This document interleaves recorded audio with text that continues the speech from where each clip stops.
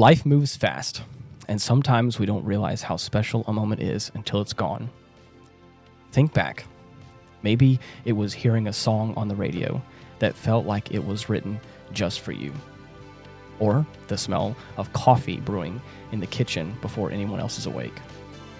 Maybe it was a quiet summer night with friends where nothing extraordinary happened, but you still remember the laughter.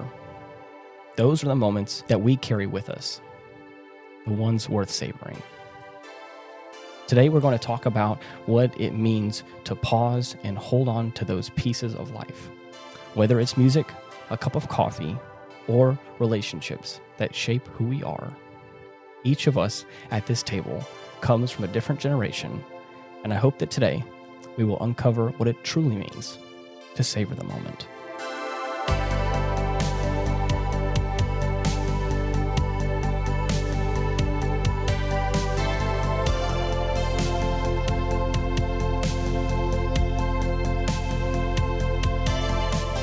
Welcome to the Retrospect podcast, a show where people come together from different walks of life and discuss a topic from their generation's perspective.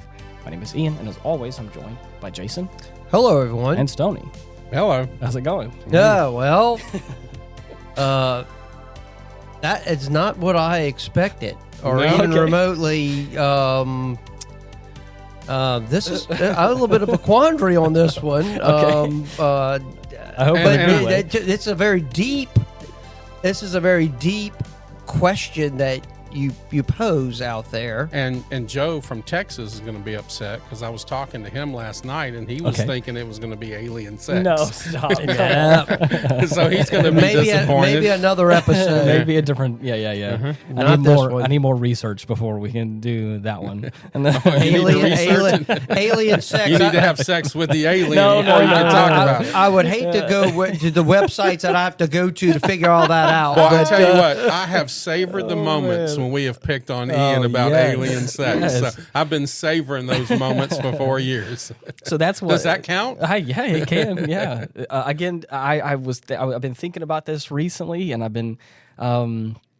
Again, whenever Stoney initially kind of brought up this idea of kind of having what we call throwback episodes, kind of what this show was in its infancy was. One of the three guests would come with a topic and the other ones wouldn't know about it. And it was an interesting spark to a conversation. And so I've been scratching my head the past couple of weeks since Stoney kind of came up with this idea. And Jason took the first one last week and I claimed the second week. And so I was like, man, okay, so what do I want to talk about? Because I wanted to talk about something that not only I feel pretty strong about, but also could be interesting to get your perspectives on, or that you could talk about as well, and it not be something, because again, obviously I have some pretty niche interests that I'm pretty passionate about, and I was like, I could sit here and have a whole TED Talk just by myself, and I was like, that's not an interesting episode. But I think I found a way to incorporate those things that I was talking about.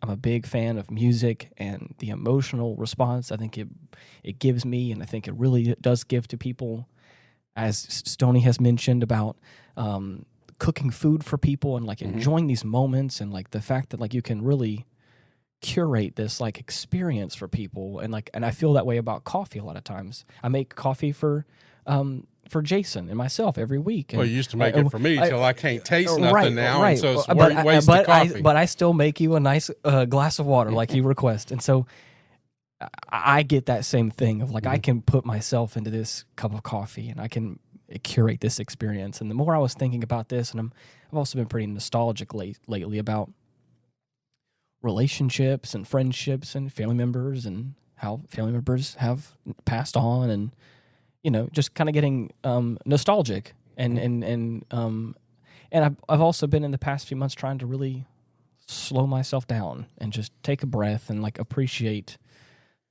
life in front of me. And then I think that was what really hit me, where I was as for me most of the time, I was having a nice hot shower one morning, and I have a lot of my great creative ideas in the shower, and I was thinking about it, and I was like, maybe it's just that easy. What does it really mean to just like savor a moment, to savor a friendship, to just like really appreciate these like little things that I think can kind of make up who we are, but also how it also changes over time. So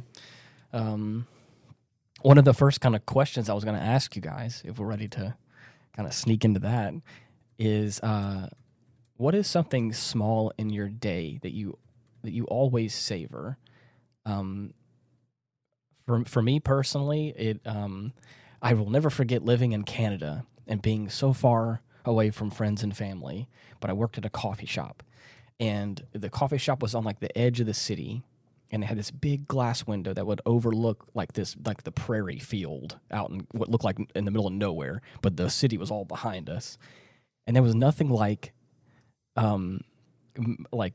opening up the coffee shop, making myself a cup of coffee, and then like watching the sunrise over this like field. And I always remember that. And I was like, that even something as simple as that, like in your day-to-day routine, is there anything like that kind of comes to your mind that you may? Well, I mean, my favorite time is when I wake up and I sit down in my recliner and I'm first drinking my coffee. It's my time to kind of contemplate the day, prayer time. Mm-hmm.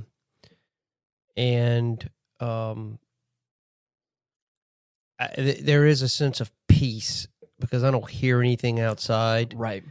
And there's nothing really. What time is that usually? About 5:30 in the morning. Oh, yeah. That's before things start waking up. Right. And especially it's even better, on the weekends, because if you get up that early, there's really nothing moving that early. No one's in the morning, going to work. Yeah. So I would venture to say that is probably my time that I can sit and just kind of be at peace. Not that I'm, not at peace during the day, but right. there's something special about that particular time that is just been special to me, and that's kind of how I start the day. Yeah, I get it. It's there's also a little bit for me too, like when coming home from work and not having anything else planned, like when I have like the whole evening to not do anything, it's just kind of sit down and go, this is nice. Now before I had gone back to work, I use those opportunities during the morning on those particular days. I would go run. Yeah. And there was a particular neighborhood that's across from mine that I run through as part of my route. And there's a big lake in the back, and the street kind of dead ends. Mm. And I would just stop just look at the lake. Yeah. And it was just, it's something about that place and moment brought me peace. Mm-hmm. And so I miss that because I don't get to do it anymore. It just something about that time of the morning when I did it. Everybody's at work. I was home, so the neighborhood is it's just not busy, because most people are leaving or have gone. Yeah. But it was just something about that place that I still think about when I'm running. It's like, I can't wait to get to that spot. Yeah. And I don't know why it's always hit me that way. I remember the first time my first run after my retirement. Yeah. And I had that time and just that idea that I had nowhere to go and I could just focus on that moment. I wasn't worried about what I was doing later on in the day. I could care less. Yeah. It kind of feels like the same feeling you get right. from, like, I was vacation. in that. That was really the first time in a long time that I felt like I was in that moment and really kind of sat in that moment. There's just not too many things that, at least I can think of right now off the top of my head, that really. And I'm not saying that maybe times in the past there may have been moments. Right. I don't remember. Yeah. But recent in my life is that spot overlooking the lake. Yeah. And seeing all the geese and everything else, and I just it put me in a good place. Yeah. And stay there for about 10 minutes and just take it in and and then continue on. I was saying it kind of feels like the same feeling you get from like a vacation, where like you can just kind of sit there for a second and go, I don't got nowhere to be. I can just. Yeah, and I think that really, from working all your life, I mean, you're always, you got a job, you're thinking about, projects, there's things you got to do, on and on and on and on. And, I was fortunate enough to be able to retire at my age. Right. And still be very active. And so it was really just, I don't know. I mean, I that run on those particular mornings was very special to me. And I really do miss that. Yeah. I mean, I'll be honest with you. I really I very much miss those. I mean, I said I do run. Of course. But it's just different. It's a little different, yeah. It's a little different. And so I can, there are moments that I can just take a scene in and just be at peace. What about you, Stoney? Well, that's one of the things for me right now, dealing with this head injury, is I don't know what I've forgotten. And so for me right now, there's a few things that are there still, but I also don't know what I've forgotten. And that it just kills me every day. Right. And it has led to a lot of depression because I've been on 5 of the 7 continents. All right. I've been places. I've met people. I've done things. I've seen things. And I think that's one of the reasons I hold so tight to Miranda. It's like today while we were waiting on Jason to come by and pick me up to come here, I was just looking at her and just enjoying the moment that we're sitting. We have these little high back leather chairs in our little sitting, reading, and coffee area. They're very cool. And I like them. I'm just sitting there looking at her going, wow, this woman actually married me. Boy, has she made some dumb decisions in her life. Stoney, you sell yourself short. Yeah. But no, I'm actually sitting there just in awe of that moment. Right. That I get to do this with this awesome person. And that's kind of what I'm left with. I have some other things that are still there. I remember the first time when I was in Colorado and I got to see a thunderstorm from the top. Oh, yeah. I think you mentioned that to me before. Because I lived above the clouds. I lived at, almost 9,000 feet at one time. And so you look down a mile to see the thunderstorm. Crazy. And I'm kind of glad that I still have that memory. Yeah. Because that was just like you said, I just sat there for hours. Right. I got no place to be because this is cool as shit. And you just watch that thunderstorm and you could you're so high, you kind of watch these clouds just come towards you and then start splitting off. And it was just kind of so surreal. Yeah. It was kind of movie-like. And it probably feels like you're flying at that point. Almost. Almost. Yeah. And then, just that kind of stuff, I'm just afraid I'm losing. Yeah. And you don't know what you can't remember. Right. So I don't know how much I've already forgotten. Yeah. I get it. And it's killing me. It's killing me. That's one of those things that I frustrate with every day. Yeah. And so I just try to hold on. I've got some journals that I'm writing some stuff down.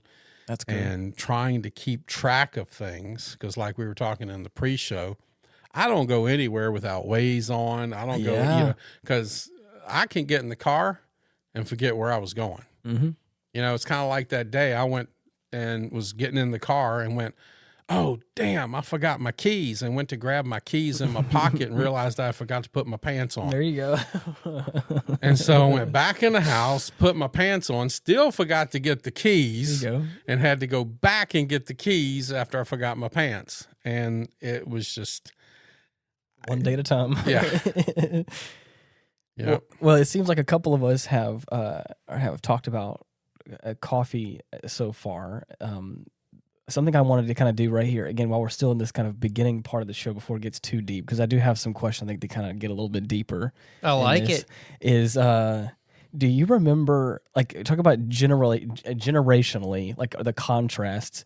Do you remember what your parents did for coffee or like for a morning routine? Do you remember like what your? Well, I grew up with Maxwell House. There you go. You know what was that? Wake you up in the morning. How did the little the riff go? Or it was a whole commercial, and the young kid was coming home and for Christmas, and he started the coffee machine and woke everybody up. And I remember that. The only one I know is Folgers. It's in your cup. Well, you know, I vividly recall as a kid, my daddy would get up very early. I mean, he was like a 3:30, 4 o'clock in the morning, just. You know, but he was in bed at 8 o'clock. He fell asleep early. But my dad would have he would drink a pot of coffee or sometimes 2 pots before we even got up. The old percolator, where it bubbles up. Yeah, that was down now. If you really want to go back, I mean, when I remember my grandmother and my grandfather, who we stayed a lot with as kids. You know, they were farmers. You know, they were. Now, of course, when I was with them, they weren't on a farm, but he was out in his yard every day. Actually, he was still on farmer time, right? I mean, his routine was. I mean, he'd get up. Grandma would have, you know, that old coffee in the white kettle in the boiling water type deal. She cooked breakfast for him, and then he was outside until lunch. Wow. And then he'd come back in, she'd have lunch for him, and he would come, you know, work till that afternoon. And, you know, I remember those, you know, those scenes. Yeah. It's, you know, now looking back on those years, it's just how life was different. Oh, yeah. It was just, oh God, I mean, he would wait for us on the school bus when we got off there, and he'd take our bags, and Grandma would have either hot bread waiting for us, or she'd cook us French fries or pancakes or whatever. We're, you know, kids, you of course taste change, and I want this today versus that, you know, and she would have all that. But God, there's a lot of great memories I look back on now.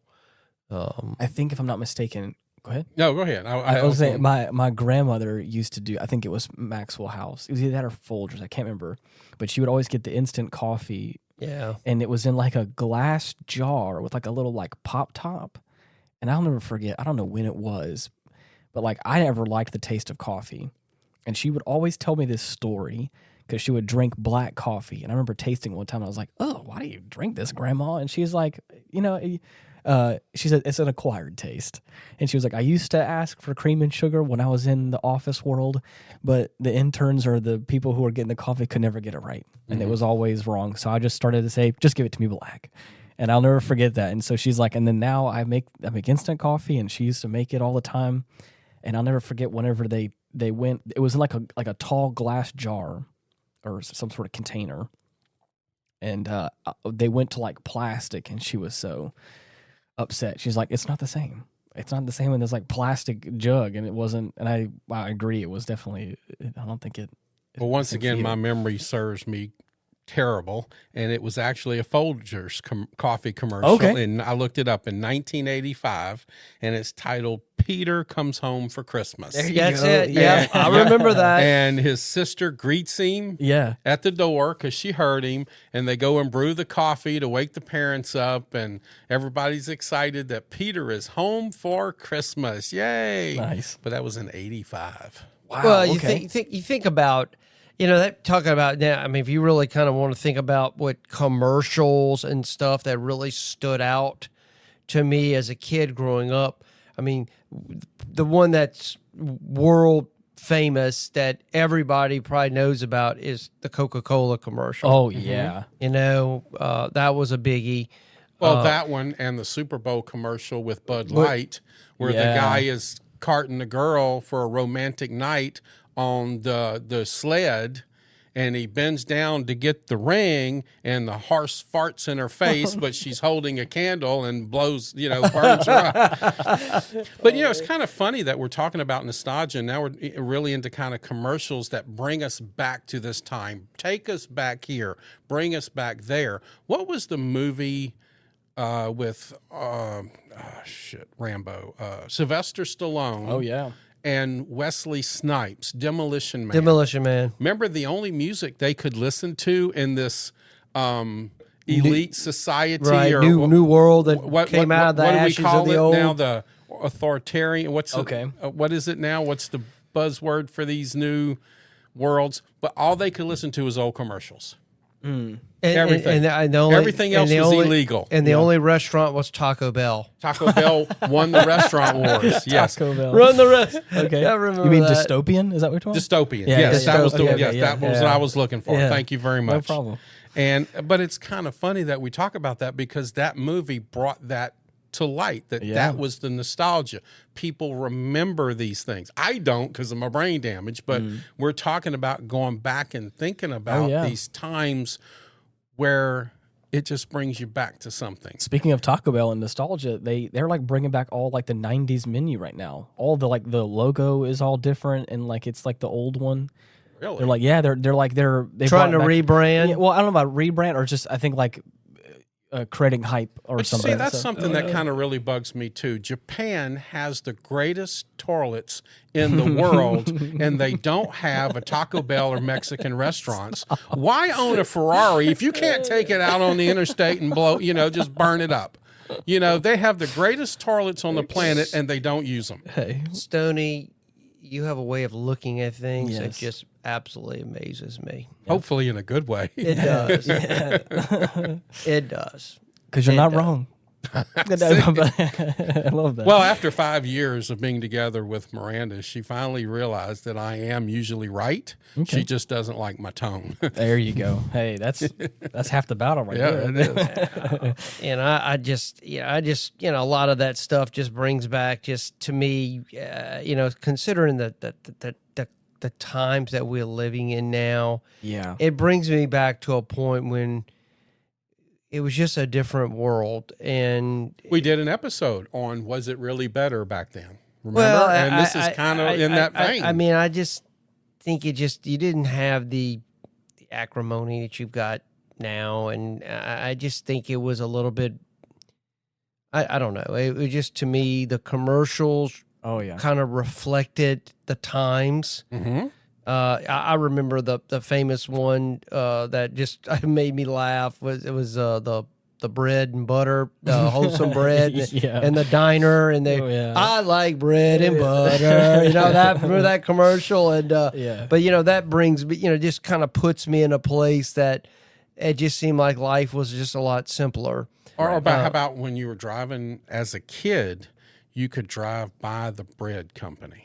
Oh yes, And that aroma, I don't want to say odor, aroma, just filled up blocks and blocks and blocks of that fresh bread. Oh, man. That would be in this vein of nostalgia, Yeah. of taking you back to that moment, because you could actually go in and get a loaf of bread right off the factory floor. Hot off the press. You can't do that anymore, but Well, no. that was just fantastic. I remember that. I remember I don't know, the sense of, I remember the first time I was able to take my bike and actually really ride my bike far away from the house. Yeah. And think about it. I mean, it was just kind of like I was on my own and Right. kind of did our own thing. And that's part of that. My generation was, our generation was the ones where, mama went to work also. So, we're called the latchkey generation. And that was because we were kind of left to our own devices. So, I mean, there is a degree of an independent streak within my generation. We're very skeptical of authorities and, or, just kind of in things in general. I think that kind of runs through my generation. But, I just think of the wonder and of being able to explore and do things, and it saddens me now because it's a completely different world now. Definitely. And I can imagine as a child right now trying to navigate that right now. And then again, that's all they know. So they're taking it in as they grow up, and they'll reflect on that time when they get, my age and how life was then. And then, my time frame will be in the ancient past. But it changes. But yeah, moments like that where sense of adventure, it's something new, being able to walk where you want to walk to and not fear for your safety, and right. I remember the my first relationship, and and think about how you felt at that time, and I'm curious about looking back. Is there a moment in your life that you didn't realize that you should have savored until later? Later in life or after it was all done with? Is there a specific moment you can think of? Well, it kind of is just really a sad on my end. I hate to be kind of a sad about, kind of a depressing type of tone to this, but I don't know why it sticks out in my brain. But at the time, my father was dying, but I remember I was going out and doing stuff what a typical teenage boy does at those time, and I remember my dad telling me, he goes, "You need to stay with me." I don't exactly remember the tone, the exact wording, but basically to the effect of, I'm not going to be here forever. And of course, as a kid, you don't really the gravity doesn't. Gravity doesn't hit you. And so I remember that because I used to, as a kid, go hunting with my father quite a bit, and my dad was an avid hunter. As far as like bird and like duck and dove and those kind of things, was never a big, like deer, was never a deer hunter, but duck and dove and rabbit and squirrel. Right. Oh yeah. And I went on numerous occasions. He was also a big fisherman and saltwater. Yeah. So, I was outdoors a lot as a young kid, and it just, I think about, maybe I should have savored those moments. And I remember the first time telling him I didn't want to go hunting because I was just wanted to go do my own thing. That hits hard. And I remember the look on his face. So, I think back on now, maybe I should have gone, and I didn't. Yeah, and it's something that just you think about at the time, and I can't do anything about it now. But so I brought back a lot of regret that maybe I should have spent more time. Maybe it was my way of trying to process what was going on, knowing he was going to die. Yeah. And, how old were you when he passed? Well, he eventually, I was 18 or 19 years old when he died.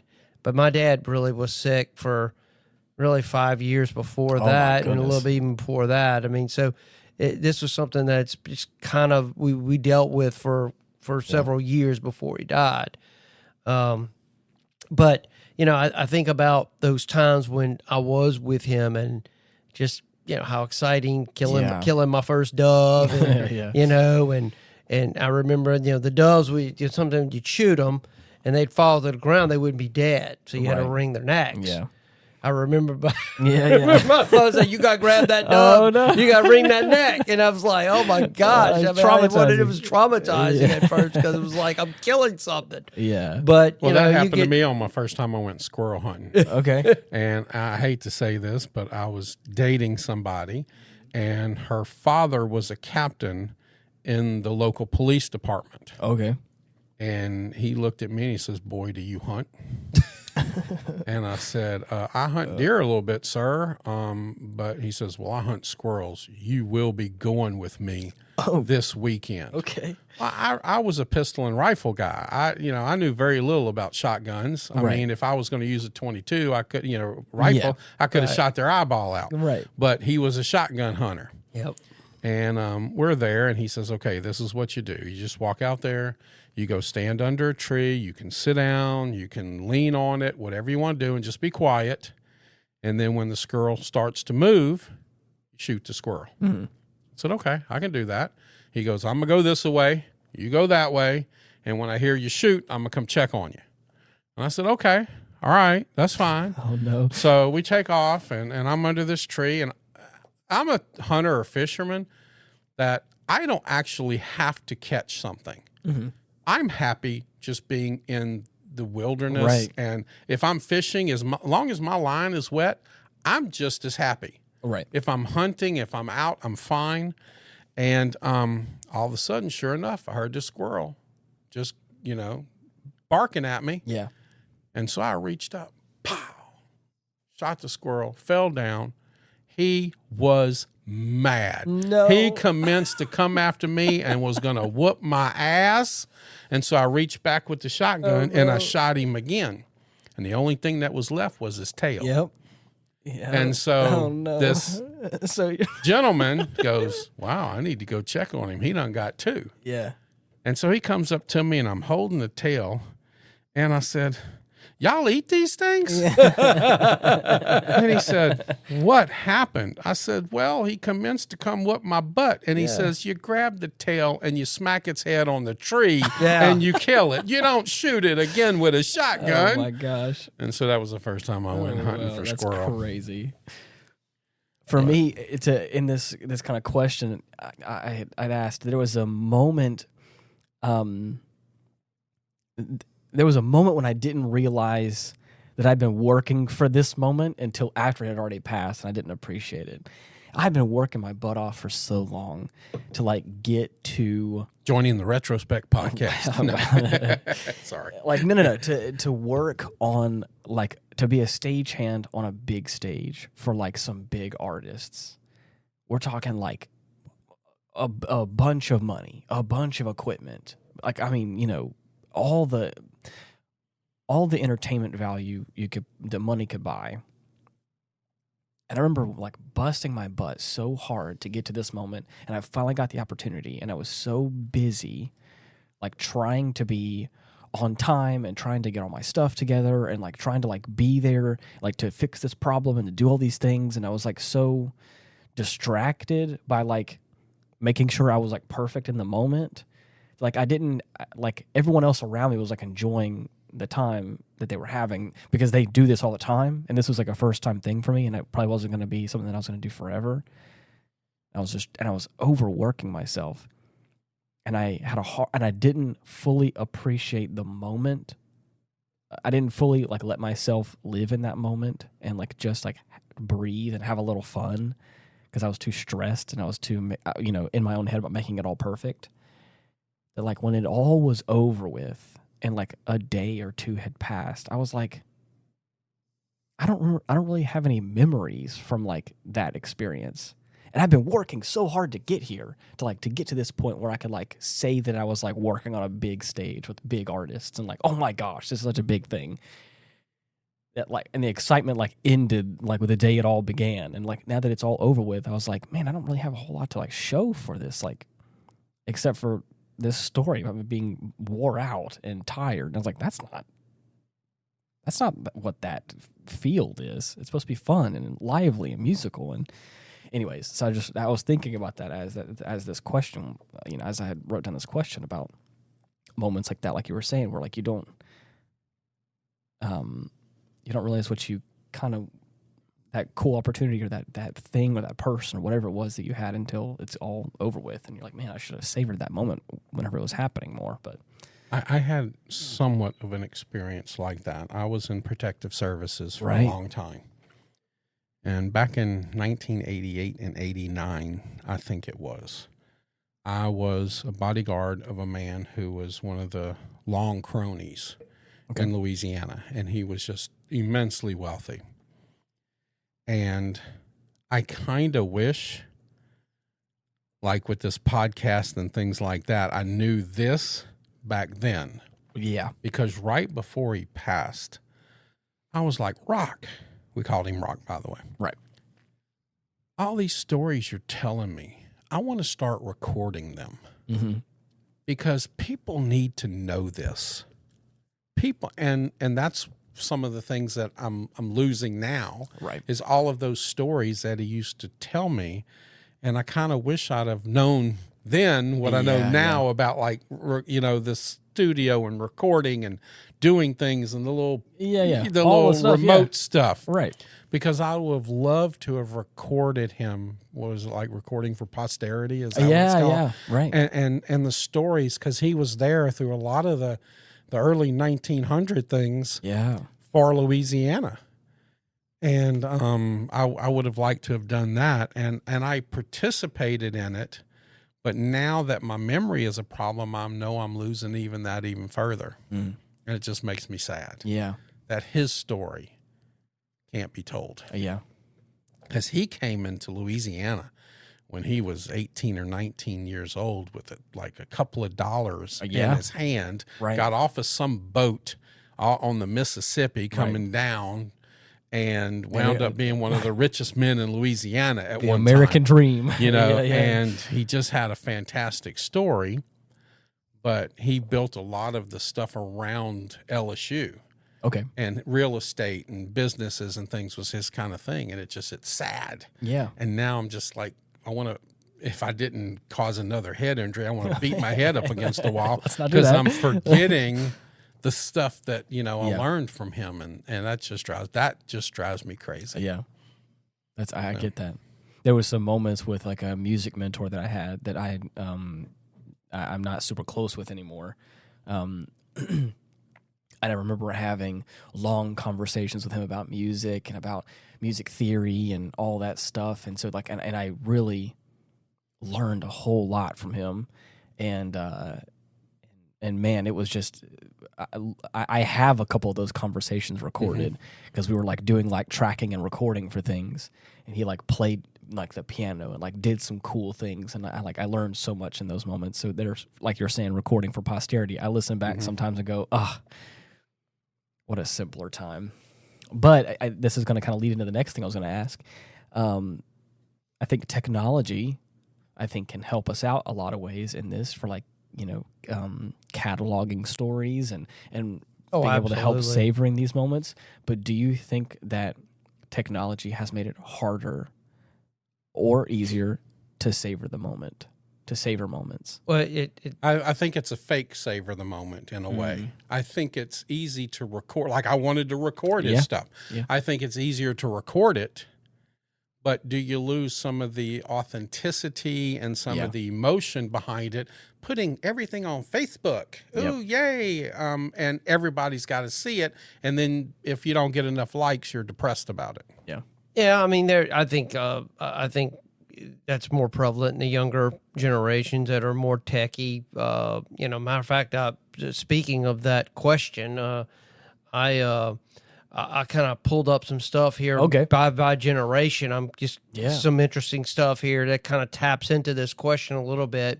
For baby boomers, their focus is deep emotional connections, tradition, and nostalgia. And they often kind of capture those moments through physical photos, handwritten letters, and storytelling. And they tend to value face-to-face interactions and may cherish keeping scrapbooks or photo albums. Oh, yeah. My parents, tons of these photo albums. They really want to focus on the experience itself, savoring family gatherings and meaningful conversations without always feeling the need to document digitally. Now you get into Generation X. Now we're starting to balance tradition with technology because as our generation, this stuff started to kind of change. We're comfortable with both analog and digital media. Right. So we can do the photo album, or we can do the more modern means of USB drives and CDs and how all that works. and now cloud sharing. Right. We're often pragmatic. We might document to share with others, but we still value the real experience. We appreciate moments that provide learning or growth, like milestones in kids' lives or career achievements. Now you get into the millennials, experience sharing and connectivity, strong use of smartphones, social media platforms, and instant sharing. They often curate moments online as part of their identity and social connection, kind of like Stoney just kind of mentioned. They love documenting, but there's also a growing awareness of the fear of missing out.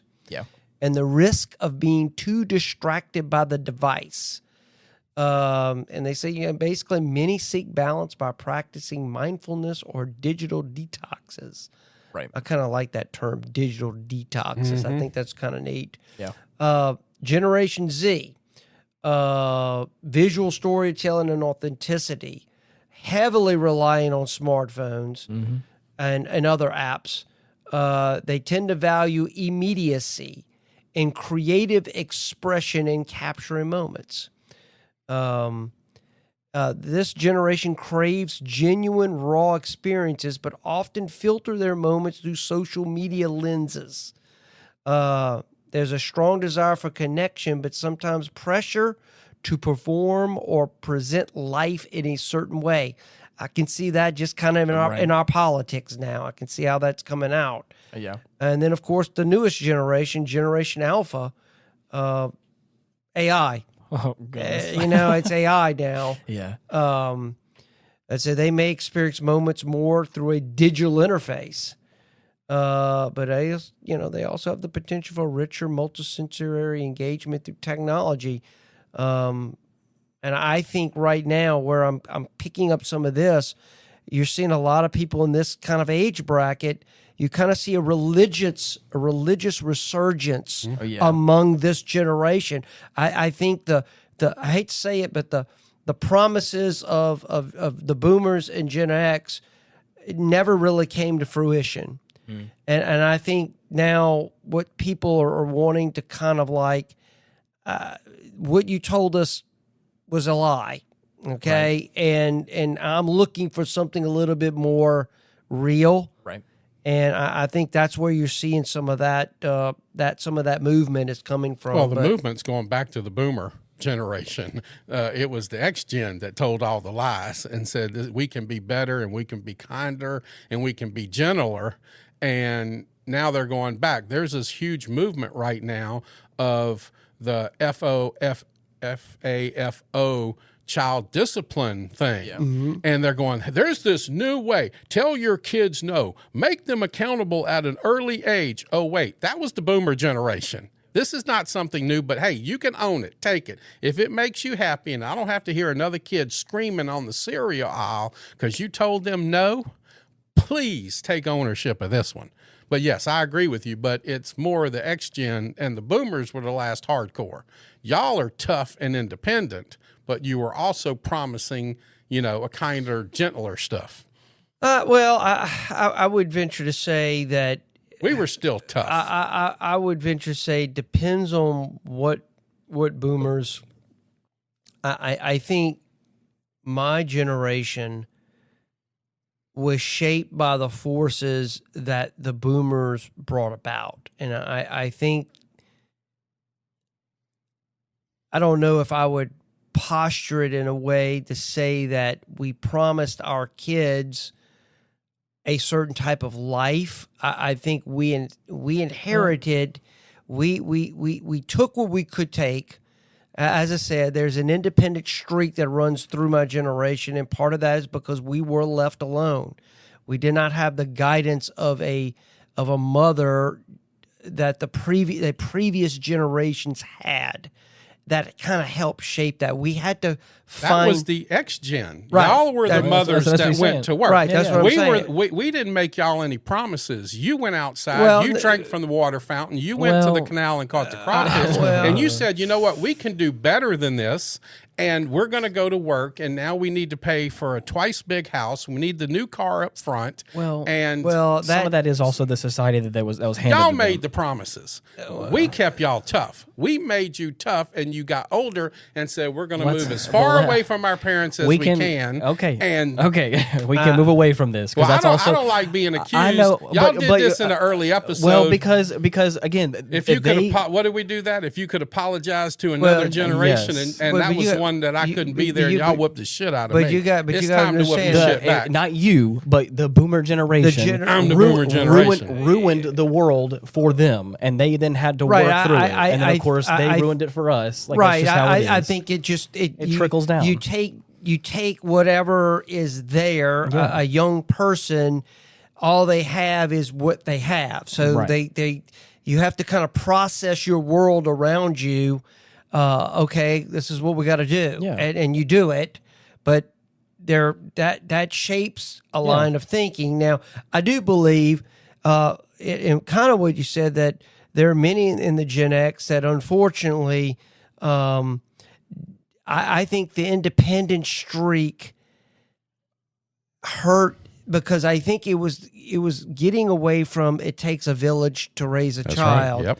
And I think part of that is because of that independence. I'm going to do what I want to do. It's just what it is. And I'm saying, when you're talking about these things, you're talking very broadly.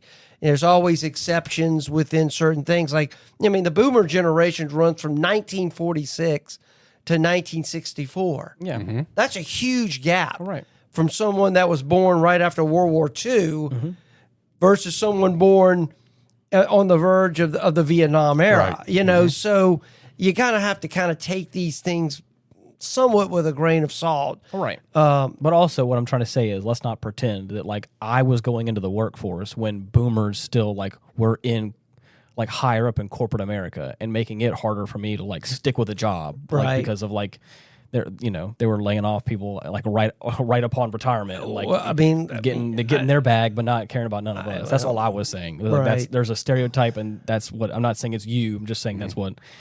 But to kind of get back to what I was wanting to say here is that, looking back,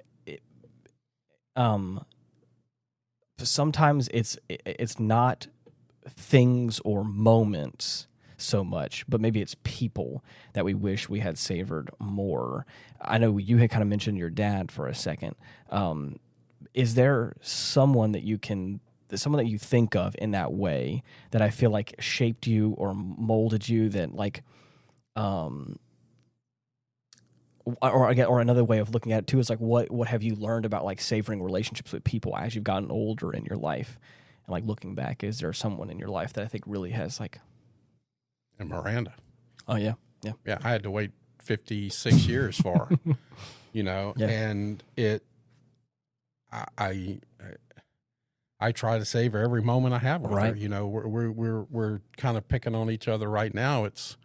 We're a couple of weeks from being together 5 years. It's been 5 years already? 5 years. Get out, dude. Time flies by. We've been married for 3 years and some change. Yeah, because that was right around COVID. Yeah. Man, that's crazy. That's the biggest thing I think that I'm afraid of losing. Right. Is the night I met her, is the little things along the way that meant so much. Right. Like finding out that she can shoot. As a firearms instructor, finding out this new girl that you met from Canada, so you're thinking, oh man, she's gonna hate guns. No, this one can shoot. Yep. Those moments, the night that I met her, we met some friends out at this little Mexican restaurant and did not have a Japanese toilet to blow up afterwards. And then we spent time in the parking lot talking to each other, and just her awareness There's somebody walking up behind you. They're about, 14 steps to your left. They're walking toward us. Yeah. And just being amazed that someone was as aware as I am. Yep. Those little things is what made it. I don't want to lose that. And I'm trying to hold on, and I try to play them over and over and over in my head. Yeah. And I know that sounds corny, No, but I'm trying not to lose them. Of course. Those things are so important to me. Yeah. Like today, when I was just kind of looking at her, I was playing those things in my head, trying not to lose them. But then I'm sitting there going, what have I forgotten? Right. And one of the things that Jason said about all of this, the recorded history that we have, we have these fantastic things. Right. But recorded memory is not a new thing. Yeah. One of the things that has always impressed me, like with the Native Americans, is their medicine bag. Yeah, you mentioned this before. Yeah. And their medicine bag was not medicine in the normal sense that you think it is. But when you're going through life, and I actually have a large container of little things, and I went through it the other day, and it's kind of interesting you said this, because I can't remember why some of these things are in here. So what I'm trying to do now is what a medicine bag was, is you're a brave or medicine doctor or what medicine man or whatever you were doing in the tribe, and you were going through a bad time, and you found this feather or this rock or this stick or something that reminded you of this time that you got through it. You would stuff this in your medicine bag. Then something else would happen, and you may have 10 or 15 things in this bag. This was your memory. Yeah. Your memory device. And let's say your buddy was going through a hard time. You could see it on his face. He's having this terrible time going through this. Maybe he lost something or somebody. And so what you do is you sat in front of the fire and you broke out your medicine bag and you laid it out and you told the story of each piece and what you were going through each one of these pieces and how you made it out. You made it out alive. You made it out stronger. This helped you. And then you put it back in the bag and you presented it to him as medicine, as spiritual, inside medicine. And then basically he was, I don't want to use the word required, but it was he remembered the stories of that bag. And then he added to it. Love that. And then he added to it. And then he added to it. And one day it may be your same buddy before or somebody else. And so you're telling the story of maybe the tribe. By the time you have passed this bag 4 or 5 times with all of these memories, and it's an amazing thing because, and I love what we do here on this show, is we tell stories. Right. Yep. You're not telling a story when you're taking all these selfies on Facebook and Instagram and TikTok. You're kind of telling stories, but there's no real heart to it. Yeah. And I like things with heart. And that's why these medicine bags and things like that, I mean, we need to get back to that kind of storytelling, I think. Yeah. Because there's energy in that. There's passion. You're truly helping. I hope we help people on this show. Oh, yeah. I think we tell stories, and what were the 3 rules? You have to be authentic. Am I saying authentic? Am I saying that right? Authentic, genuine, and you can't be ugly. Right. But still tell a story that hopefully we can help people. Yeah. Because we're kind of putting our memories and our thought processes. Maybe this is our medicine bag. Yeah. The Retrospect medicine bag. But that's how people help people and get through that. And that's what being nostalgic is about. Because all of a sudden, you long for something. Yeah. Or this brings you back to this time. Or how does it make you feel? Yeah. The smile, when you looked at Jason, when we were talking about that Folgers commercial, Oh, yeah. that brought him to a time that he could remember. Oh, yeah. And there's probably a story or two behind Yeah, that he hasn't divulged to us, but you could see that something in his eye. And those things are what's so fascinating to me in telling stories, and why I wish I could have recorded Rock. Yeah. Or the story of Miranda and I. Right. I don't want to lose that. Well, I think you've told the story of you and Miranda a handful of times on the show. So it's there for in posterity, it's in our I bag, guess, right? It's in our bag of episodes somewhere. I hope the listeners aren't bored of that. No, definitely not. Although we did get a couple of good emails about how people, like the fact that I love my Miranda. Yeah. So I'm brought back to my best friend Ben. There's been a handful of times where he and I have done the relationship that he and I have had throughout the years, and the amount of times that he has picked me up when I was down and I picked him up when he was down, and all these moments that like I have had the opportunity to savor with him, whether it be here, whether it be out of state, whether it be out of the country, like all these moments that I've had that I do have pictures of, that I do have all these memories of, that I'm like, man, this person has really, he has been a bad influence on me in some regards, to be honest, but at the same time, he has also helped get me out of my shell and has helped turn me into a better person, a better version of myself, through encouragement and through an example and through a lot of other things. And so I look back on on my relationship with him, and how he and I have been through so much together as friends. And I look back and again, as I've gotten older and as I've grown up and some friends have come and some friends have gone, I look back and I'm like, man, I really, on occasion, I just call up and just go, how you doing? I really miss you, and I just want to let you know I appreciate you, because that's the kind of guy he is. That's it for me. But well, as I said, talking about, and Stoney's talked about him and Miranda and of course all that, I remember when with Tracy, I remember when I first saw her. Yeah. And, I was just coming out of a relationship at the time. I saw her at church. Yeah. And, something about I just felt like it was a little angel on my shoulder kept telling me, ask this girl out, ask this girl out. And we eventually, she sent me her number. I remember that, but I didn't really call her for like 6 months. Oh my gosh. Okay. Yeah. what the heck? Yeah. I didn't.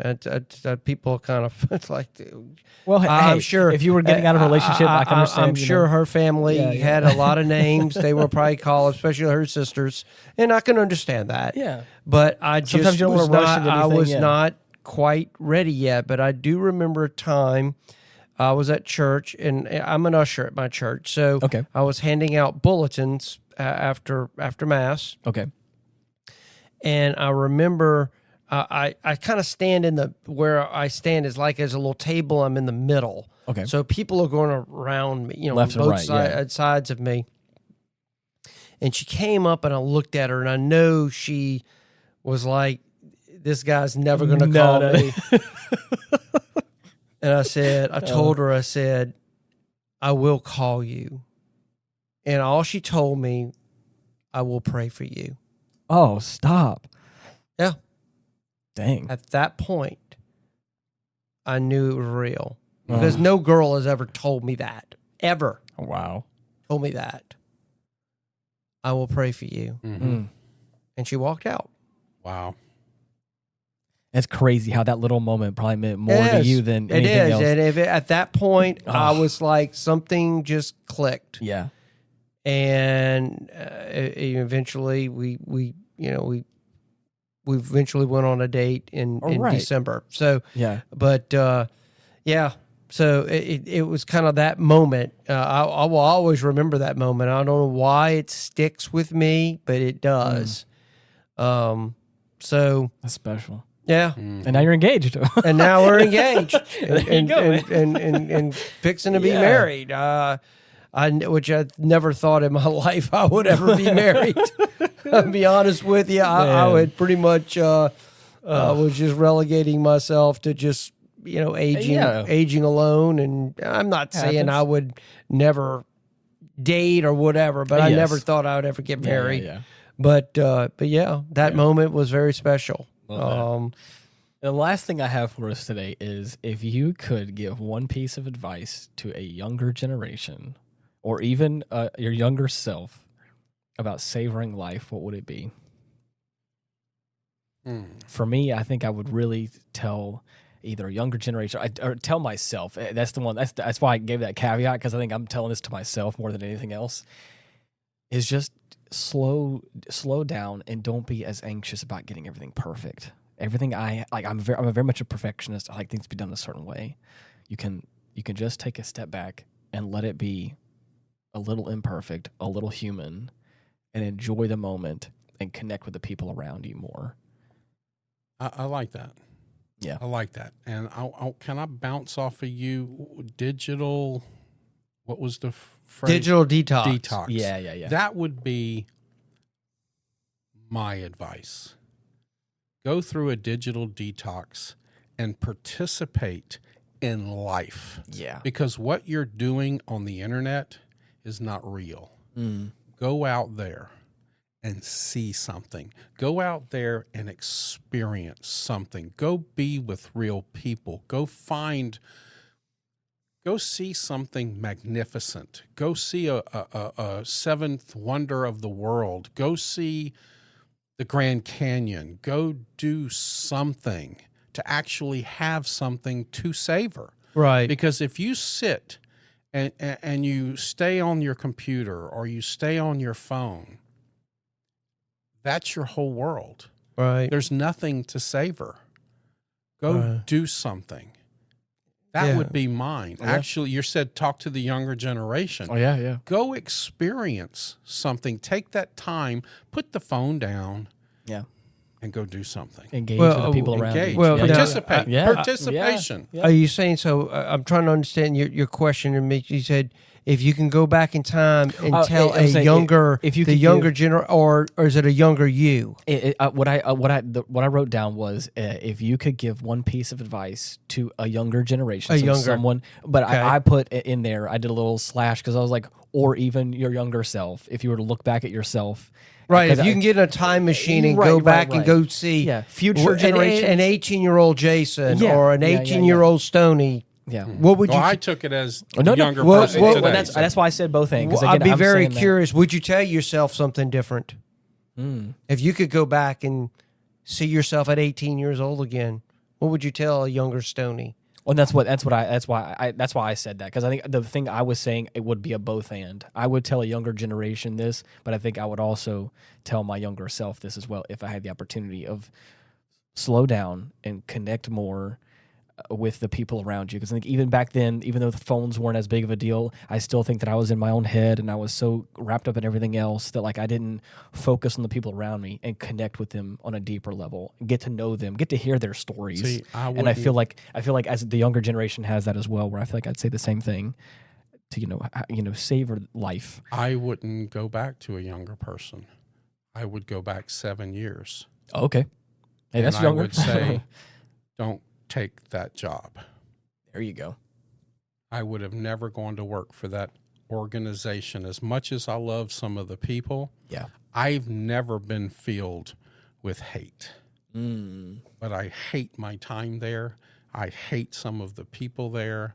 I hate the fact that this accident happened. Yeah.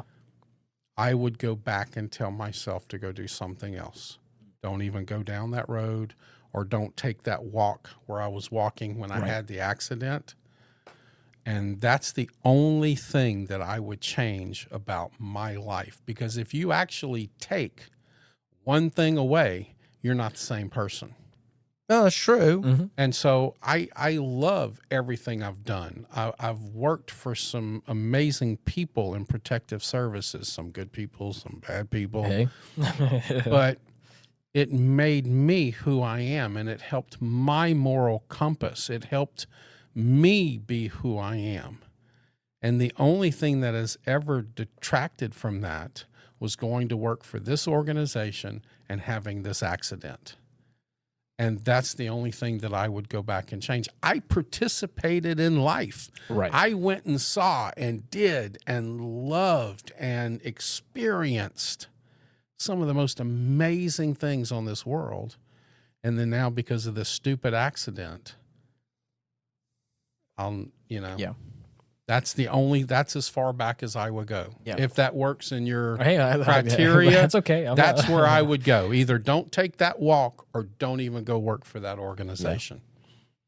Because the leadership of this organization is terrible. And think about it, though, but at the same time, you say that, and I understand the sentiment, but I just think on something on a more everyday, relevant situation. If I never meet you, I'm never on this podcast. Yeah. Okay, so maybe I would just go back to the accident.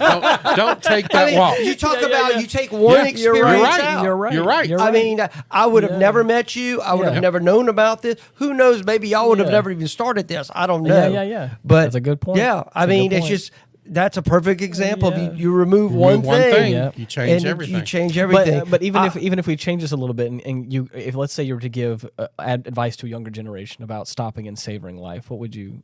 Well, I'll kind of do it twofold. Okay. I would at first I would tell the younger generation that, engage the world, definitely be real. Talk to people, learn how to communicate with people. Correct. And understand that we're never all going to agree on everything, and that's okay. Yeah, it really is. Yeah. Life goes on, and so that would probably be my biggest piece of advice, considering what I see what's going on now, that no one can communicate with each other anymore. We've lost that. We've lost that ability to do that. So my advice would be integrate more with humanity and learn to communicate and understand each other the best you can. Right. And if I can go back and tell me, yes, yeah. If I can go back to being 18 or 17 years old again, I would say it's going to be okay, and be more bold. There you go. Okay. Wow. Be more bold. Show confidence more. Don't be so afraid of messing up. Yeah, that's good. And that would be my self-critique of myself. And I love that. How about you? Well, that's what I was saying before. I would tell myself to just connect more with the people around me. I think it I was sounds like there's a common thread. Yeah, that's why I was going with this and all this. I was very participation. I was very socially awkward. I was very nervous. But I think deep down I had the ability to do that. It just took me getting out of my shell and doing that. And I think that I was in my own head about a lot of it. And I think if I was to talk to a younger generation that is also socially awkward or doesn't have social skills, or else to look back at myself in that same predicament, that was one thing I would say is like there are interesting people around you in your daily life. Everyone's got a story. Everyone has life experience that they've gone through, whether it's good, bad, or indifferent, or whatever. And connecting with those people around you and sharing their stories is something that's very special, and that's what I would say. But see, 3 generations, common threads. Love it. That's what it's all about. But let's hear what you guys have to say out there who are listening to this podcast. We have the email address, getoffendedtogether@gmail.com. We also have comment sections on YouTube and Spotify. There's a function in I think a lot of send us a text. It's like a send us a text thing in a lot of our descriptions that I think sends it to like our podcast distributor. But there's no names or email addresses or any kind of contact. So if you send us a text, please put your name in the text. Yes. And send us either the complete number, because it only gives us the last 4 digits of your number. Yeah. Send us the complete number or your email address, because y'all have some interesting stuff to say and some great requests, but we have no way to get back to you. Yeah. Or as always, again, that getoffendedtogether@gmail.com is our contact email as well. So if you want to, you could send info that way as well if this text function is not working correctly. And the website? In the website. Retrospectpodcast.com. Correct. Yep. Well, maybe what's worth savoring isn't so much about the thing or the person itself, but the way it shapes us and how it stays with us. As we've shared today, what's worth savoring often isn't just the song or the cup of coffee or even the moment itself. It's the way it shapes us, the way it lingers long after the moment has passed. Sometimes we only realize its value in hindsight, but that doesn't make it any less real. Maybe savoring is really about learning to be present, about pausing long enough to notice what's already in your hands before it slips away. My hope is that as you go about your own days, you'll find those small things, those fleeting moments, and take the time to hold on to them. Because in the end, those are the pieces of life that stay with us. Thank you so much for listening. And until next week, bye-bye. Goodbye, everyone, and God bless. Final question. Is anybody worried what my horse hockey's going to be next week? Thanks for hanging out with us today. You're the best. Peace.